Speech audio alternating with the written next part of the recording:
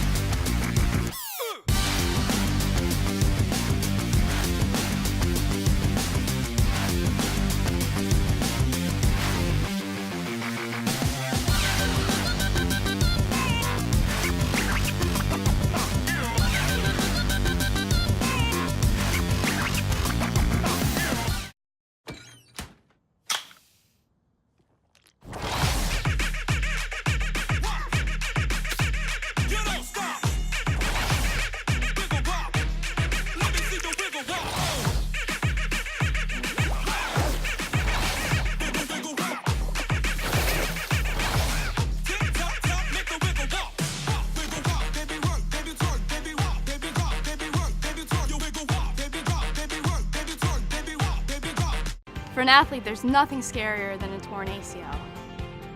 Athletes trust us with their care and their careers because we're a recognized leader in sports medicine.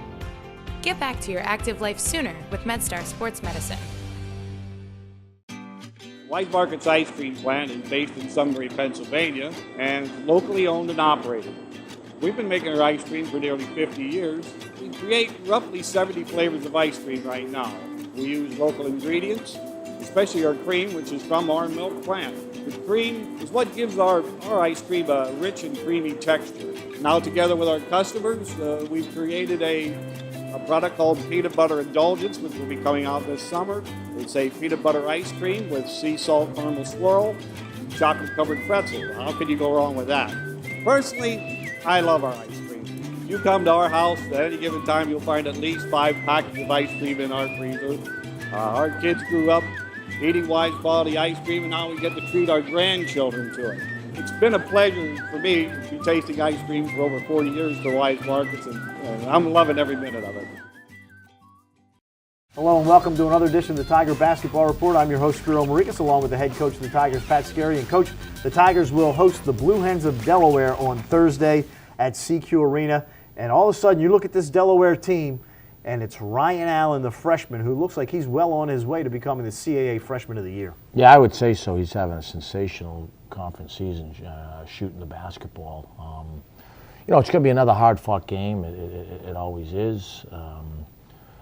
Coach Ingoldsby's done a good job of they're an excellent team at controlling tempo, mixing defense between their zone, which we expect to see, and man. And they've got a couple of very good post players. We're also expecting Ryan Daly. He'll be in our scout report. We're expecting him to try to play. We don't have any confirmation on that, but that's what we'd be expecting based on their timeline. We had a hard game up there. We saw a lot of zone. We just didn't have a great night shooting the ball, but we were terrific defensively early. Then we were bad defensively for a half, which has kind of been an issue. But we made good plays, I thought. Especially off a ball screen, we found guys and had a good mix of inside-outside scoring. The other thing you did, you only turned the ball over 5 times the entire ball game, so you were very careful with the basketball. And Mike Morcell was able to make a lot of key free throws coming down the stretch in that game. You mentioned Ryan Daly. If he does go, this is an all-CAA type player that they've been missing for a couple of weeks. So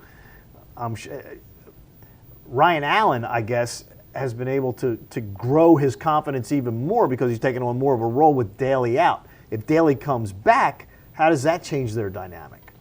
Yeah, we've got to more worry about what do those guys do well individually, what kind of schemes they run for them offensively, and how do we try to handle that as far as who takes shots and stuff for them. That's I'm not in their locker room, so I don't know how that goes.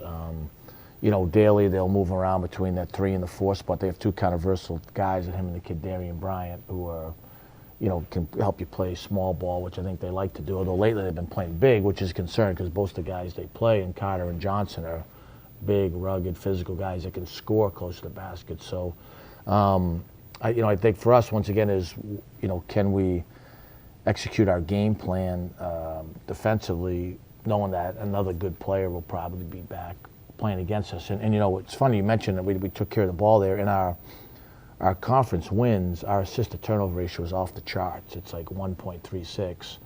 And then our losses, it's like 0.67, which is not good. And so some people are going to say the assists, which is a product of better ball movement, which I think helps you make shots, but it's also important that turnover piece. Right. And you know, that we've got a, this isn't a league that causes a lot of turnovers.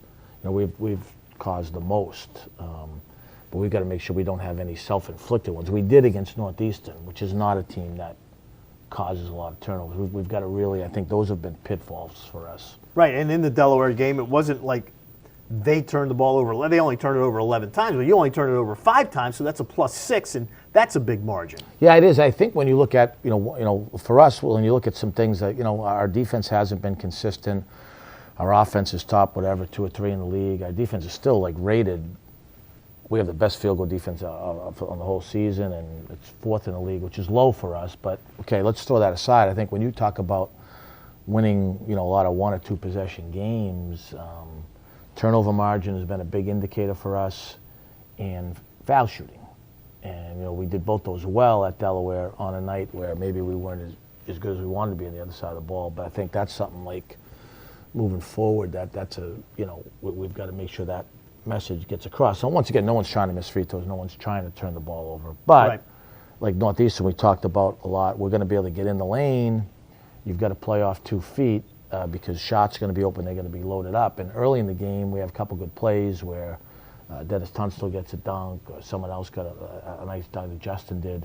But then, you know, if you look at like the next 6 or 7 possessions, we got bottled up. We left our feet to make plays, and you know, it's that mental piece about kind of it's work. So don't get away from it. Don't experiment.